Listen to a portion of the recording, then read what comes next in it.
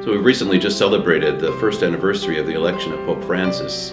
The phenomenon of his election, the Pope of firsts in many senses, coming from Latin America, from the Jesuit order, has captivated the world's imagination and enlightened the Church and inspired the Church in new ways. More than just his visible gestures of inclusion, the way that he's reached out to the people on the periphery in his own words, Pope Francis has inspired us to go out beyond ourselves. In the Feast of Christ the King last year, he released what was called an apostolic exhortation, Evangelii Gaudium. Evangelii Gaudium really sets not only the goals of his papacy, but it sets the tone.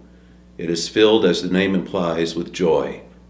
Pope Francis's smile has captured the imagination of hearts and minds all over the world, and Pope Francis has something much deeper beyond that smile to offer. He communicates the love of Christ, and he wants us to share the love of Christ. He laments the fact that too often Christianity is portrayed without joy. He says sometimes we look like Christians who are stuck in Lent without any hope of Easter. The Pope has asked us to move beyond those kinds of approaches to our faith and to really share the dynamism of Christ who is crucified and risen for us. He also talks about a culture that has multiplied occasions for pleasure, but experiences pleasure as a fleeting thing without ever getting into joy.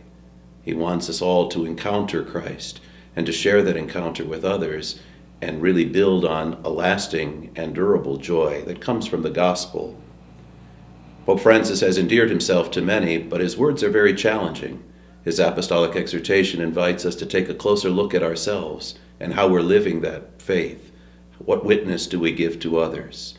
He calls bishops and clergy and religious and laity, everyone, to take a look at how we live our faith and whether it's something that is attractive to others.